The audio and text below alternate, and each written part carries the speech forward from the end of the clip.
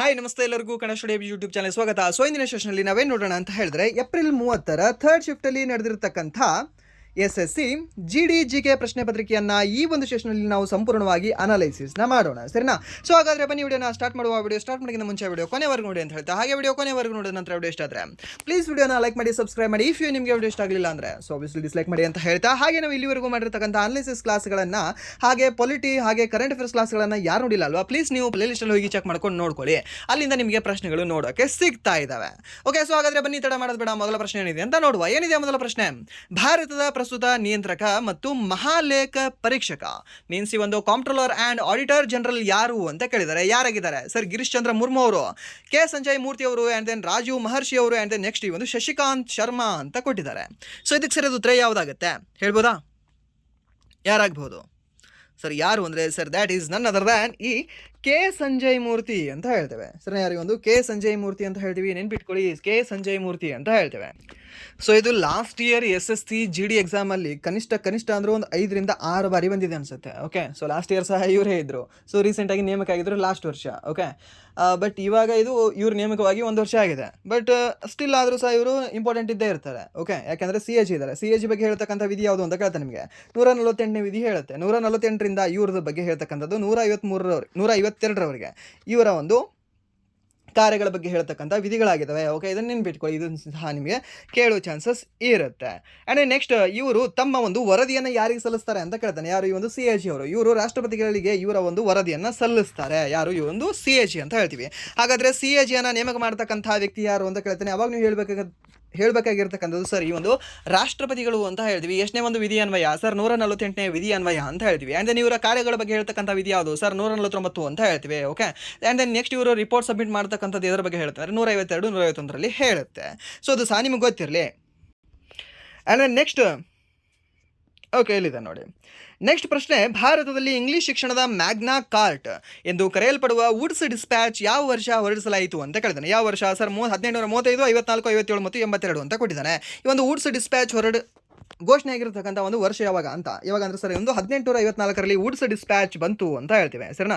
So ಇದನ್ನು ನಾವೇನಂತ ಹೇಳ್ತೀವಿ? ನಮ್ಮ ಭಾರತದ ಇಂಗ್ಲಿಷ್ ಶಿಕ್ಷಣದ ಮ್ಯಾಗ್ನಾ ಕಾರ್ಟ್ ಅಂತ ಹೇಳ್ತೀವಿ. ಸರ್ ಏನಂತ ಹೇಳ್ತೀವಿ? ಇದನ್ನು ನಾವು ಇಂಗ್ಲಿಷ್ ಶಿಕ್ಷಣದ ಮ್ಯಾಗ್ನಾ ಕಾರ್ಟ್ ಅಂತ ಹೇಳ್ತೀವಿ. ಯಾವುದನ್ನ? ಒಂದು ವುಡ್ಸ್ ಡಿಸ್ಪ್ಯಾಚನ್ನು. ಹಾಗಾದರೆ ಇದು ಬಂದಿರತಕ್ಕಂಥ ದಿನಾಂಕ ಯಾವುದು ಅಂತಂದರೆ ಸರ್ 1854ರಲ್ಲಿ ಇದು ಬಂದಿತ್ತು ಅಂತ ಹೇಳಬೇಕಾಗತ್ತೆ. ಓಕೆ, ಆ್ಯಂಡ್ ನೆಕ್ಸ್ಟ್ ಈ ಒಂದು ಮೆಕಾಲೆ ಶಿಕ್ಷಣ ಯಾವಾಗ ಬರುತ್ತಲ್ವ ಅದು ಯಾವಾಗ ಅಂತ ಕೇಳ್ತಾನೆ ನಿಮಗೆ. ಅವಾಗ ನೀವು ಹೇಳಬೇಕಾಗಿರ್ತಕ್ಕಂಥ ಸರ್ 1835 ಮೆಕಾಲೆ ಶಿಕ್ಷಣ ಮಿನಿಟ್. ಓಕೆ, ಸೊ ಈ ಒಂದು ಮೆಕಾಲೆ ಶಿಕ್ಷಣ ಮಿನಿಟ್ ಬಂದಿದೆ ಯಾವಾಗ ಅಂದರೆ 1835ರಲ್ಲಿ. ಆ್ಯಂಡ್ ನೆಕ್ಸ್ಟ್ ಈ ಒಂದು ಹಂಟರ್ ಶಿಕ್ಷಣ ಆಯೋಗ ಬರುತ್ತೆ.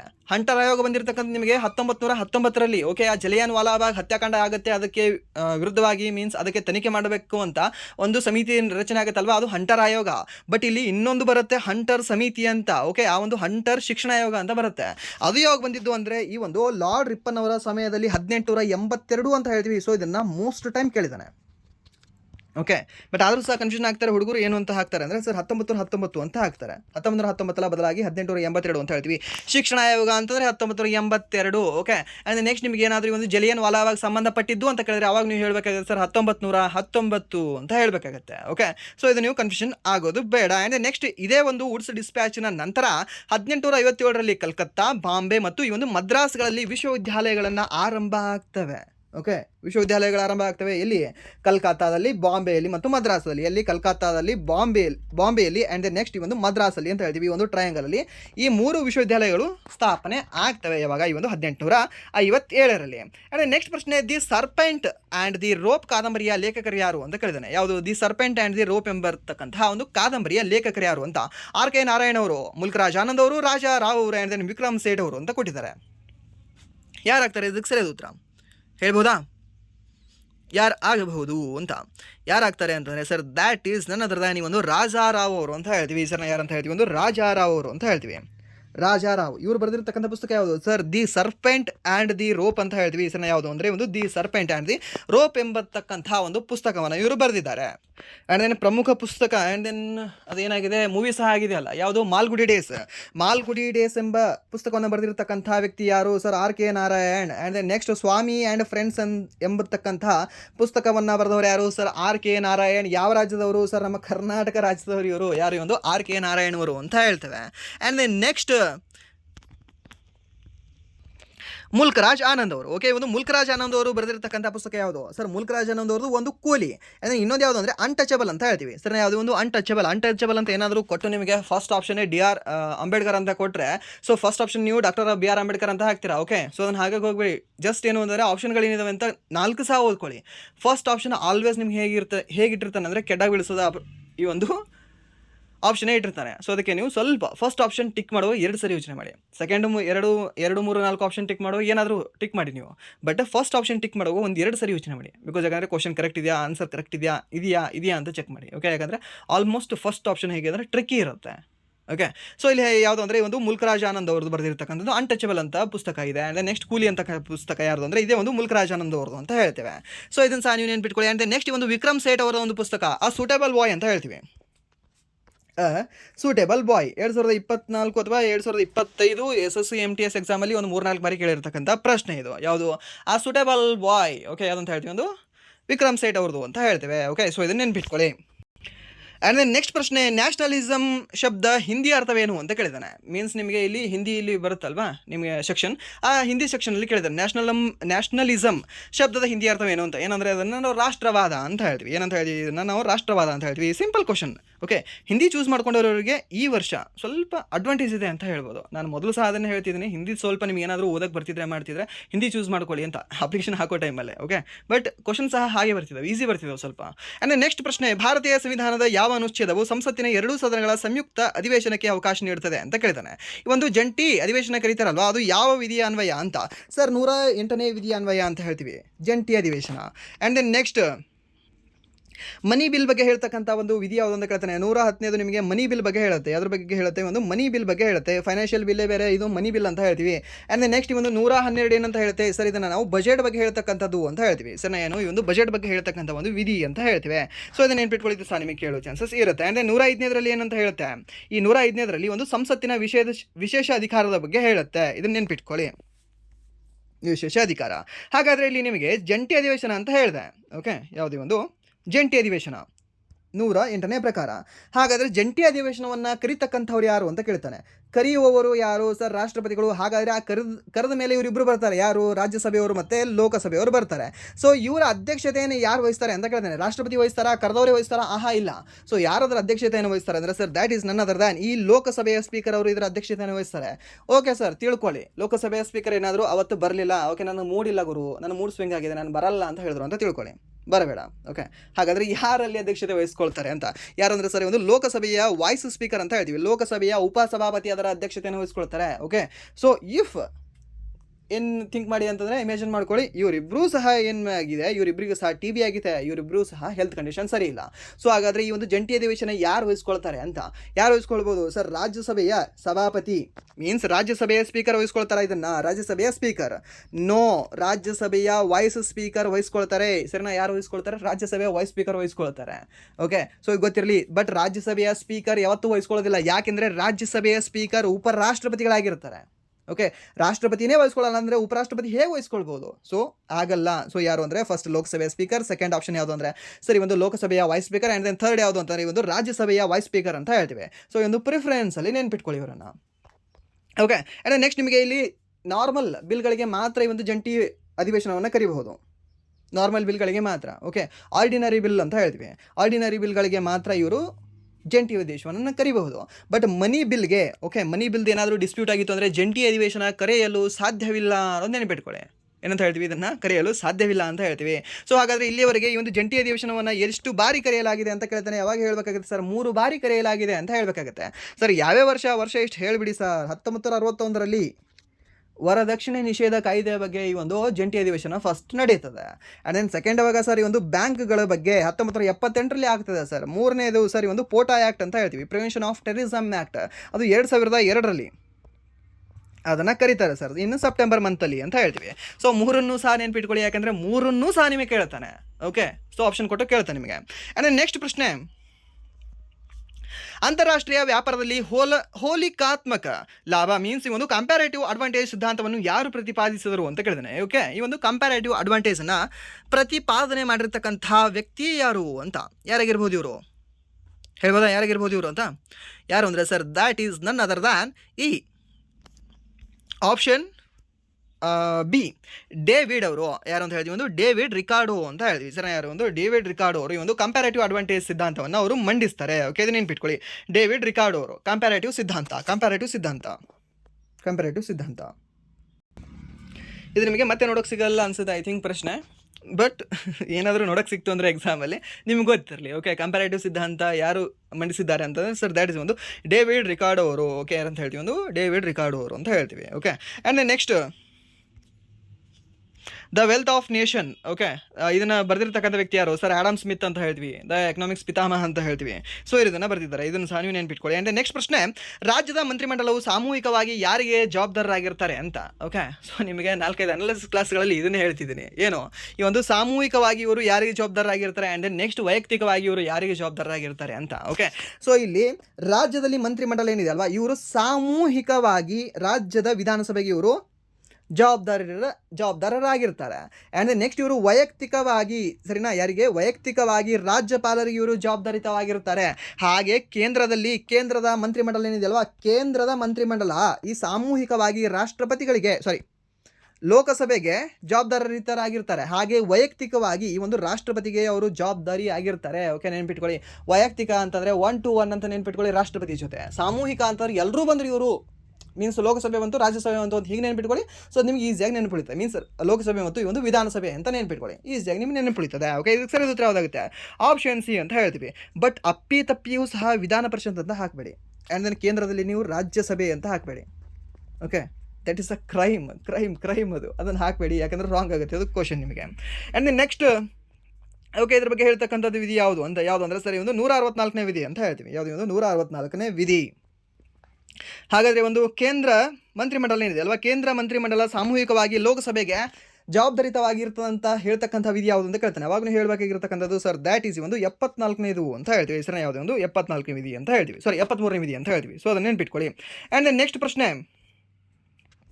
1969ರಲ್ಲಿ 14 ಪ್ರಮುಖ ಖಾಸಗಿ ಬ್ಯಾಂಕ್ಗಳ ರಾಷ್ಟ್ರೀಕರಣದ ಮುಖ್ಯ ಉದ್ದೇಶವೇನಾಗಿತ್ತು ಅಂತ ಕೇಳಿದ್ದಾನೆ ನಿಮಗೆ. ಸೊ ಇದನ್ನು ಹೇಳಿದ್ದೀನಲ್ವ ನಿಮಗೆ, ಏನಂತ 1969ರಲ್ಲಿ ಒಂದು ಬಾರಿ ನಿಮಗೆ ಖಾಸಗಿ ಬ್ಯಾಂಕ್ಗಳ ರಾಷ್ಟ್ರೀಕರಣ ಆಗುತ್ತೆ. ಓಕೆ, ಸೊ ಎಷ್ಟು ಬ್ಯಾಂಕ್ಗಳು? 14 ಬ್ಯಾಂಕ್ಗಳು. ಎಷ್ಟನೇ ಪಂಚವಾರ್ಷಿಕ ಯೋಜನೆ ಅವಧಿಯಲ್ಲಿ?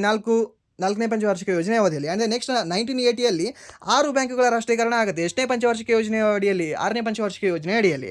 ಹಾಗಾದರೆ ಆ ಒಂದು ರಾಷ್ಟ್ರೀಕರಣದ ಮುಖ್ಯ ಉದ್ದೇಶ ಏನಾಗಿತ್ತು ಅಂತ ಏನಿಲ್ಲ, ನೀವು ಆಪ್ಷನ್ ನೋಡಿದ್ರೆ ಆನ್ಸರ್ ಮಾಡ್ಬೋದು. ಏನು ಸರ್, ಬ್ಯಾಂಕ್ಗಳಲ್ಲಿ ಖಾಸಗಿ ಹೂಡಿಕೆಯನ್ನು ಉತ್ತೇಜಿಸುವುದು, ಹೌದಾ? ರಾಂಗ್. ಅದನ್ನು ಗ್ರಾಮೀಣ ಮತ್ತು ಕೃಷಿ ವಲಯಗಳಿಗೆ ಬ್ಯಾಂಕಿಂಗ್ ಸೇವೆಯನ್ನು ವಿಸ್ತರಿಸುವುದು, ಬ್ಯಾಂಕ್ ಲಾಭಗಳನ್ನು ಕೇವಲ ನಗರ ಪ್ರದೇಶಗಳಿಗೆ ಸೀಮಿತಗೊಳಿಸುವುದು, ರಾಂಗ್. ಅಂದರೆ ನೆಕ್ಸ್ಟ್ ಭಾರತದಲ್ಲಿ ವಿದೇಶಿ ಬ್ಯಾಂಕ್ಗಳನ್ನು ಪ್ರೋತ್ಸಾಹಿಸುವುದು. ಯಾವುದಾಗುತ್ತೆ ಇದಕ್ಕೆ ಸರಿ ಉತ್ತರ ಹೇಳ್ಬೋದಾ? ಪಾಸಿಟಿವ್ ಯಾವುದಿದೆ ಇಲ್ಲಿ ಕ್ವಶನಲ್ಲಿ? ಪಾಸಿಟಿವ್ ಆಪ್ಷನ್ ಯಾವುದಿದೆ ಅಂತ ಸರ್, ಯಾವುದಿದೆ ಅಂದರೆ ಆಪ್ಷನ್ ಬಿ ಮಾತ್ರ ಇದೆ. ಯಾಕೆಂದರೆ ಇದನ್ನು ವಿಸ್ತರಣೆ ಮಾಡಬೇಕಾಗಿತ್ತು ಎಲ್ರಿಗೂ ಸಹ. ಜಸ್ಟ್ ಈ ಒಂದು ಬ್ಯಾಂಕ್ಗಳು ಏನಾದರೂ ಪ್ರೈವೇಟ್ ಆಗಿತ್ತು ಅಂದರೆ ಶ್ರೀಮಂತರಿಗೆ ಮಾತ್ರ ಅದು ಮೀಸಲಾಗಿಬಿಡ್ತಿತ್ತು. ಸೊ ಅದಕ್ಕೆ ಏನು ಮಾಡ್ತಾರೆ ಅಂದರೆ ಪ್ರೈವೇಟೈಸೇಷನ್ ಮಾಡ್ಕೊಳ್ತಾರೆ. ಓಕೆ,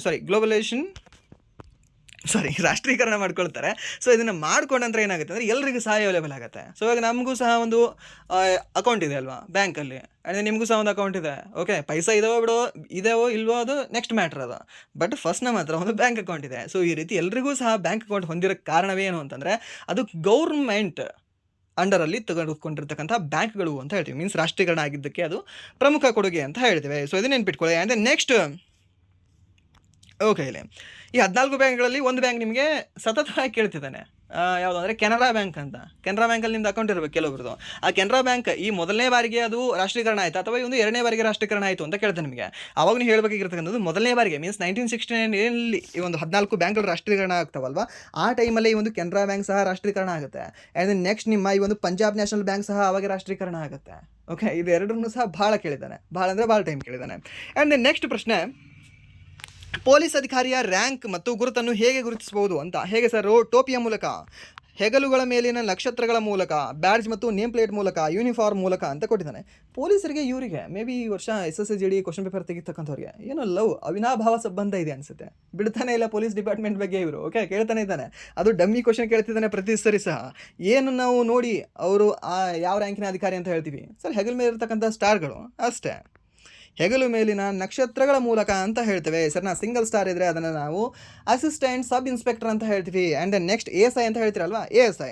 ಡಬಲ್ ಸ್ಟಾರ್ ಇತ್ತು ಅಂದರೆ ಸರ್ ಅವ್ರನ್ನ ನಾವು ಸಬ್ ಇನ್ಸ್ಪೆಕ್ಟರ್ ಅಂತ ಹೇಳ್ತೀವಿ. 3 ಸ್ಟಾರ್ ಇತ್ತು ಅಂದರೆ ಅವರನ್ನು ನಾವು ಈ ಇನ್ಸ್ಪೆಕ್ಟರ್ ಅಂತ ಹೇಳ್ತೇವೆ. ಓಕೆ, ಅದು ನಿಮಗೆ ಗೊತ್ತಿರಲಿ. ಆ್ಯಂಡ್ ನೆಕ್ಸ್ಟ್ ಪೊಲೀಸ್ ಅಧಿಕಾರಿ, ಅತ್ಯುನ್ನತ ಅಧಿಕಾರಿ ಆಗಿರ್ತಾರೆ ಸರ್, ಈ ಒಂದು DGP ಆಗಿರ್ತಾರೆ. ಓಕೆ, ಅದನ್ನು ಸಹ ನಿಮ್ಗೆ ಗೊತ್ತಿರಲಿ. ಆ್ಯಂಡ್ ನೆಕ್ಸ್ಟ್ ಈ ಒಂದು ವಲಯಗಳಲ್ಲಿ ADGP ಇರ್ತಾರೆ, ಅದು ಸಹ ನಿಮಗೆ ಗೊತ್ತಿರಲಿ. ಆ್ಯಂಡ್ ನೆಕ್ಸ್ಟ್ ಪ್ರಶ್ನೆ, ಅರಾವಳಿ ಪರ್ವತ ಶ್ರೇಣಿಯು ಮುಖ್ಯವಾಗಿ ಯಾವ ದಿಕ್ಕಿನಲ್ಲಿ ವಿಸ್ತರಿಸಿದೆ ಅಂತ. ಓಕೆ, ಇದನ್ನು ಸಹ ನಿಮಗೆ ಹೇಳಿದ್ದೇನಲ್ಲ, ಯಾವ ದಿಕ್ಕಲ್ಲಿ ವಿಸ್ತರಿಸಿದೆ ಇದು. ಸೊ ಯಾವ ದಿಕ್ಕ ಅಂದರೆ ಸರ್, ಇದು ಆಗ್ನೇಯ, ನೈಋತ್ಯ, ವಾಯುವ್ಯ ದಿಕ್ಕಲ್ಲಿ ಇದು ವಿಸ್ತರಿಸಿದೆ. ಸೊ ಮೀನ್ಸ್ ಇದು ಎಲ್ಲಿಂದ ಅಂತಂದರೆ ಈ ಪಶ್ಚಿಮದಿಂದ ಉತ್ತರ. ಓಕೆ, ಸೊ ಇಲ್ಲಿ ಆಪ್ಷನ್ ಪ್ರಕಾರ ಹೋಗೋದಾದರೆ ಏನಂತ ಹೇಳ್ಬೋದು, ಉತ್ತರ ಪಶ್ಚಿಮ ಅಂತಂದರೆ ಇದನ್ನು ಏನಂತ ಹೇಳ್ತೀವಿ ನಾವು, ಉತ್ತರ. ಓಕೆ, ಇಲ್ಲಿ ಉತ್ತರ ಪಶ್ಚಿಮ ಅಂತಂದರೆ ಇಲ್ಲಿಂದ ಇಲ್ಲಿಗೆ ಅಂದರೆ ದಕ್ಷಿಣ ಪಶ್ಚಿಮ ಅಂತ ಕೊಟ್ಟಿದ್ದಾನೆ. ಓಕೆ, ಉತ್ತರ ಪಶ್ಚಿಮ, ದಕ್ಷಿಣ ಪಶ್ಚಿಮ ಈ ರೀತಿ ಆಗಲ್ಲ. ಆ್ಯಂಡ್ ನೆಕ್ಸ್ಟ್ ಇಲ್ಲಿ ಪಶ್ಚಿಮ ಪೂರ್ವ. ಓಕೆ, ಇದಾಗ್ಬೋದು, ಇಲ್ಲಾಂದರೆ ಪೂರ್ವ ಪಶ್ಚಿಮ ಇದು ಆಗ್ಬೋದು. ಆಪ್ಷನ್ ಡಿ ಪಶ್ಚಿಮ ಇದಾಗಲ್ಲ. ಸೊ ಇಲ್ಲಿ ಆಪ್ಷನ್ ಬಿ ಮತ್ತು ಆಪ್ಷನ್ ಸಿ ಅಲ್ಲಿ ನಾವು ಮಾತ್ರ ನೋಡ್ಕೊಳ್ಳೋದು ಏನಿದೆ, ಉತ್ತರ ಪೂರ್ವದಿಂದ. ಓಕೆ, ಉತ್ತರ ಪೂರ್ವ ಅಂತಂದರೆ ಇಲ್ಲಿಂದ, ಉತ್ತರ ಪೂರ್ವದಿಂದ ದಕ್ಷಿಣ ಪಶ್ಚಿಮ. ಓಕೆ, ಇದೆ ನೋಡಿ, ಉತ್ತರ ಪೂರ್ವ ಮೀನ್ಸ್ ಇದನ್ನು ನಾವು ಈಶಾನ್ಯದಿಂದ ಈ ಒಂದು ನೈಋತ್ಯ ಅಂತ ಹೇಳ್ತೇವೆ. ಸರಿನಾ, ಎಲ್ಲಿಂದ ಈ ಒಂದು ಈಶಾನ್ಯದಿಂದ ನೈಋತ್ಯ. ಓಕೆ, ಸೊ ಈಶಾನ್ಯದಿಂದ ಇದನ್ನು ನೈಋತ್ಯ ಅಂತ ಹೇಳ್ತೇವೆ. ಸೊ ಇದು ಕರೆಕ್ಟ್ ಆಗುತ್ತೆ. ಆಪ್ಷನ್ ಬಿ ಇದಕ್ಕೆ ಸರಿ ಉತ್ತರ ಆಗುತ್ತೆ ನೋಡಿ, ಆಪ್ಷನ್ ಬಿ. ಸ್ವಲ್ಪ ಕನ್ಫ್ಯೂಷನ್ ಮಾಡ್ತಾನೆ. ಓಕೆ, ಸೊ ಈ ರೀತಿ ನಾರ್ತ್ ಈಸ್ಟ್ ಅಂತ ಕೊಟ್ಟರೆ ನಿಮಗೆ, ಆ್ಯಂಡ್ ದೆನ್ ನೆಕ್ಸ್ಟ್ ಈ ಒಂದು ಸೌತ್ ವೆಸ್ಟ್ ಅಂತ ಕೊಟ್ಟರೆ ಸ್ವಲ್ಪ ಕನ್ಫ್ಯೂಷನ್ ಆಗುತ್ತೆ. ಬರೀ ಅದೇ ನಿಮಗೆ ಆಗ್ನೇಯ, ನೈಋತ್ಯ, ವಾಯುವ್ಯ ಅಂತ ಕೊಟ್ಟರೆ ಇನ್ನೂ ಈಸಿ ಆಗುತ್ತೆ. ಬಟ್ ನಿಮಗೆ ಇಂಗ್ಲೀಷಲ್ಲಿ ಇರ್ತಕ್ಕಂಥದ್ದು ಕನ್ನಡದಲ್ಲಿ ಟ್ರಾನ್ಸ್ಲೇಟ್ ಮಾಡಿರ್ತಾನಲ್ವ, ಸೊ ಆ ಕಾರಣಕ್ಕಾಗಿ ಹೀಗೆ ಬರ್ತವೆ ನಿಮ್ಮ ಎಕ್ಸಾಮಲ್ಲಿ ಸಹ ಆಪ್ಷನ್ಗಳು. ಆ್ಯಂಡ್ ದೆನ್ ನೆಕ್ಸ್ಟ್, ಅರಾವಳಿ ಶ್ರೇಣಿಯ ಅತ್ಯುನ್ನತ ಶಿಖರ ಯಾವುದು? ಸರಿ, ಒಂದು ಮೌಂಟ್ ಅಬು ಅಂತ ಹೇಳ್ತೀವಿ. ಸರಿ, ಏನಂತ ಹೇಳ್ತೀವಿ, ಒಂದು ಮೌಂಟ್ ಅಬು ಅಂತ ಹೇಳ್ತೀವಿ. ಸರಿನಾ, ಸೊ ಇದನ್ನು ಸಹ ನಿಮಗೆ ಗೊತ್ತಿರಲಿ. ಆ್ಯಂಡ್ ದೆನ್ ನೆಕ್ಸ್ಟ್ ಪ್ರಶ್ನೆ, ಈ ಭಾರತದ ಯಾವ ರಾಜ್ಯದಲ್ಲಿ ಕಚ್ ಪ್ರದೇಶವಿದೆ ಅಂತ ಕೇಳಿದ್ದಾನೆ. ಸರ್, ಈ ಒಂದು ಕಚ್ ಪ್ರದೇಶ ಇರತಕ್ಕಂಥದ್ದು ಈ ಒಂದು ಗುಜರಾತ್ ರಾಜ್ಯದಲ್ಲಿ ಕಂಡುಬರುತ್ತೆ ಸರ್, ಅಷ್ಟೇ. ಆ್ಯಂಡ್ ದೆನ್ ನೆಕ್ಸ್ಟ್ ಪ್ರಶ್ನೆ, ಓಕೆ, ಇಸ್ರೋನ ಯಾವ ಮಿಷನ್ ಶುಕ್ರ ಗ್ರಹದ ಮೇಲ್ಮೈ ಮತ್ತು ವಾತಾವರಣವನ್ನು ಅಧ್ಯಯನ ಮಾಡಲು ಯೋಜಿಸಲಾಗಿದೆ ಅಂತ? ಯಾವ್ದು ಸರ್ ಅದು? Mangalyaan 2, Shukrayaan 1. Okay, option B Shukrayaan 1 ಅಂತ ಹೇಳ್ತೇವೆ. ಓಕೆ, ಯಾವುದು ಅಂತ ಹೇಳ್ತೀವಿ, ಒಂದು ಶುಕ್ರಯಾನ 1 ಅಂತ ಹೇಳ್ತೀವಿ. So simple question, simple answer. And next, ಭಾರತೀಯ ಪುರುಷರ ಹಾಕಿ ತಂಡವು ಕೊನೆಯ ಬಾರಿಗೆ ಯಾವ ವರ್ಷ ಒಲಿಂಪಿಕ್ ಚಿನ್ನದ ಪದಕ ಗೆದ್ದಿದೆ ಅಂತ ಕೇಳಿದಾನೆ. ಯಾವ ವರ್ಷ ನಾವು ಚಿನ್ನದ ಪದಕ ಗೆದ್ದಿದ್ವಿ ಒಲಿಂಪಿಕ್ಕಲ್ಲಿ, ಹೇಳ್ಬೋದಾ? ಕರೆಕ್ಟ್ ಆನ್ಸರ್ ಹೇಳಿ, ಯಾಕೆಂದರೆ ಇದರಲ್ಲಿ ನಾವು ಬಹಳ ಸಾಧನೆ ಮಾಡಿದ್ವಿ ಈ ಒಂದು ಹಾಕಿಯ ಒಲಿಂಪಿಕ್ನಲ್ಲಿ. ಓಕೆ, ಹಾಕಿಯಲ್ಲಿ ನಾವು ಬಹಳ ಸಾಧನೆ ಮಾಡಿದ್ದೀವಿ. ಬಟ್ ಆದರೂ ಸಹ ನಾವು ಲಾಸ್ಟ್ ಗೆದ್ದಿರ್ತಕ್ಕಂಥದ್ದು ರಷ್ಯಾದಲ್ಲಿ ಗೆದ್ದಿದ್ದೀವಿ. ರಷ್ಯಾದಲ್ಲಿ ಅಂದರೆ ಯಾವುದೋ ಅಂತ ಆಗ್ಬೋದು ಇಲ್ಲಿ ನಿಮಗೆ, ಯಾವುದಂದ್ರೆ ಸರ್, ದ್ಯಾಟ್ ಈಸ್ ಒಂದು ರಷ್ಯಾದ 1980 ಮಾಸ್ಕೋದ ಅದರಲ್ಲಿ ನಡೆದಿರ್ತಕ್ಕಂಥ ಯಾವುದೇ ಒಂದು ಒಲಿಂಪಿಕ್ಸ್ನಲ್ಲಿ ನಾವು ಚಿನ್ನದ ಪದಕ ಗೆದ್ದಿದ್ವಿ ಅಂತ ಹೇಳ್ತೀವಿ. ಸರ್, ಯಾವುದೇ ಒಂದು 1980 ನಡೆದಿರ್ತಕ್ಕಂಥ ಒಂದು ಒಲಿಂಪಿಕ್ಸಲ್ಲಿ ನಾವು ಚಿನ್ನದ ಪದಕ ಗೆದ್ದಿದ್ವಿ ಕೊನೆಯದ ಬಾರಿಗೆ. ಈ ವರ್ಷ ಸಹ ನಾವು ಗೆದ್ದಿದ್ವಿ ಪದಕವನ್ನು, ಬಟ್ ಅದು ಬೆಳ್ಳಿ ಪದಕವಾಗಿದೆ.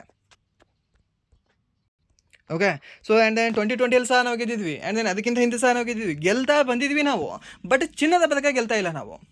ಓಕೆ, ಸೊ ಅದಕ್ಕೆ ನೀವು ನೆನ್ಪಿಟ್ಕೊಳ್ಳಿ, ಯಾವಾಗ ಅಂದರೆ ಸರ್ 1980 ನಾವು ಕೊನೆಯ ಬಾರಿಗೆ ಚಿನ್ನದ ಪದಕವನ್ನು ಗೆದ್ದಿದ್ವಿ. ಆ್ಯಂಡ್ ದೆನ್ ನೆಕ್ಸ್ಟ್ ನಿಮ್ಗೆ ಇನ್ನೊಂದು ಸಹ ಗೊತ್ತಿರಲಿ, ಈ ಒಂದು ಟೋಕಿಯೋ ಒಲಿಂಪಿಕ್ಸ್ ಏನಿದೆ ಅಲ್ವಾ, ಇಲ್ಲಿ ಸಹ ನಾವು ಚಿನ್ನದ ಪದಕ ಗೆದ್ದಿದ್ವಿ ಟೋಕಿಯೋ ಒಲಿಂಪಿಕ್ಸಲ್ಲಿ 1964.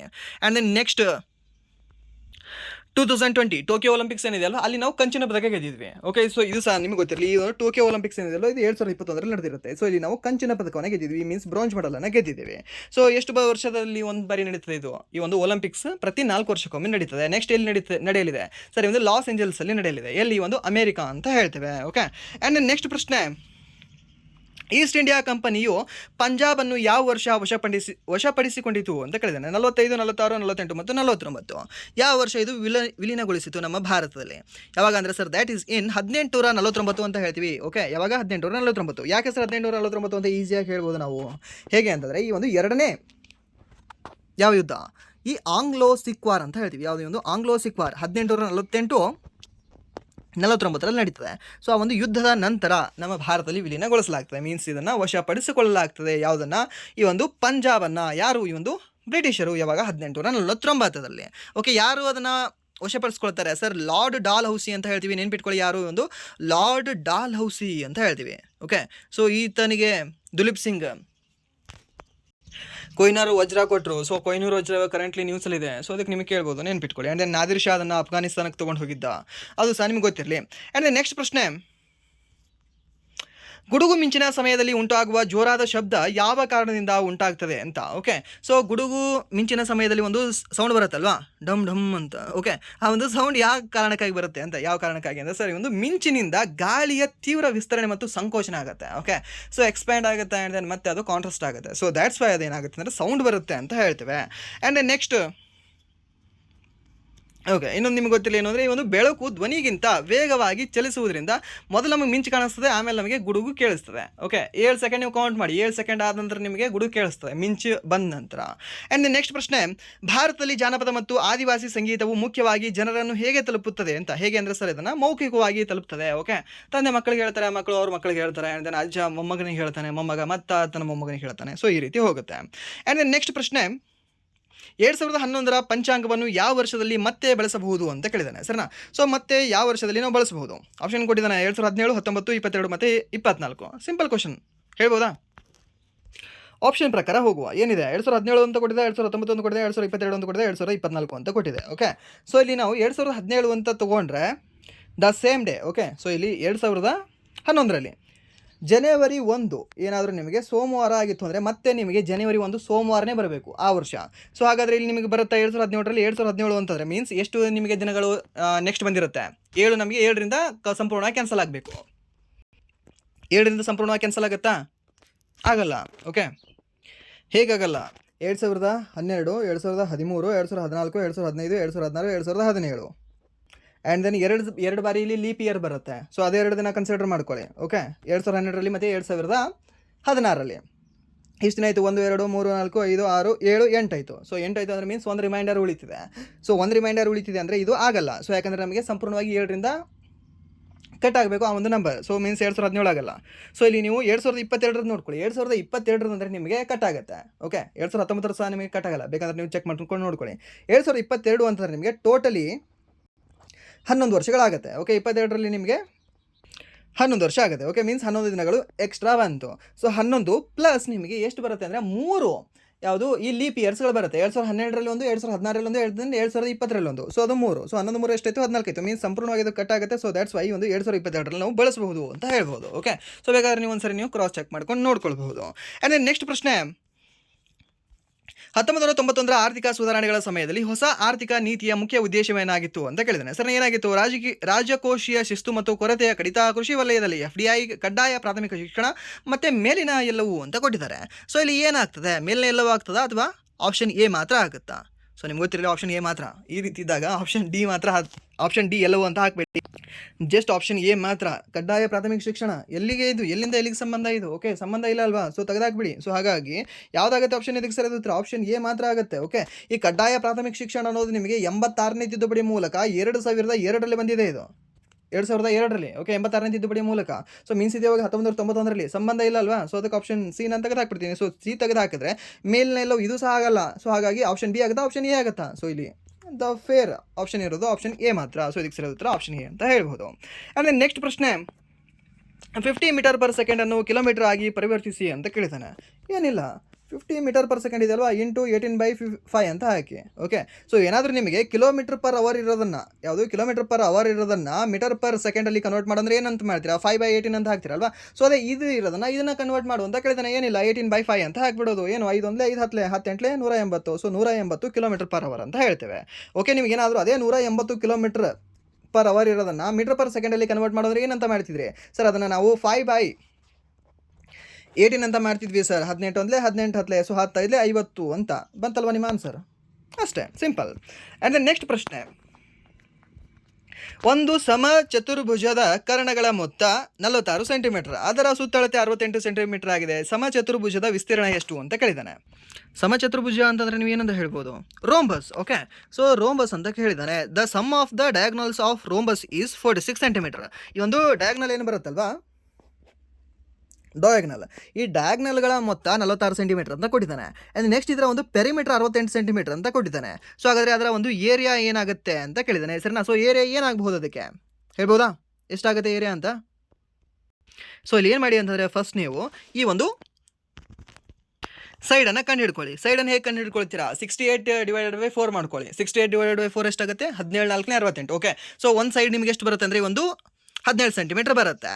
ಆ್ಯಂಡ್ ನೆಕ್ಸ್ಟ್ ನಿಮಗೆ ಡಯಾಗ್ನಲ್ D1 ಮತ್ತು D2 ಕೊಟ್ಟಿದ್ದಾನೆ. ಎಷ್ಟು ಕೊಟ್ಟಿದ್ದಾನೆ? 46 ಸೆಂಟಿಮೀಟರ್ನ ಕೊಟ್ಟಿದ್ದಾನೆ. ಓಕೆ, ಸೊ ನಿಮಗೆ D1 ಸ್ಪೆಷಲಿ ಮೆನ್ಷನ್ ಮಾಡಿಲ್ಲ, ಆ್ಯಂಡ್ ದೆನ್ D2 ನಿಮಗೆ ಸ್ಪೆಷಲಿ ಮೆನ್ಷನ್ ಮಾಡಿಲ್ಲ. ಸೊ ಅಲ್ಲಿ ನಿಮಗೆ D1 D2 ಕೊಟ್ಟಿದ್ದಾನೆ. ಅಲ್ಲಿ D1/2 ಹೋಲ್ ಸ್ಕ್ವೇರ್ನ ಹಾಕೊಳ್ಳಿ, ಪ್ಲಸ್ D2/2 ಹೋಲ್ ಸ್ಕ್ವೇರ್ನ ಮಾಡ್ಕೊಂಡು ನೀವು ಅಲ್ಲಿ ಎಂತ ಈ A ಸ್ಕ್ವೇರ್ನ ಹಾಕೊಂಡ್ರೆ ನಿಮಗೆ ಆನ್ಸರ್ ಈಸಿಯಾಗಿ ಬರುತ್ತೆ.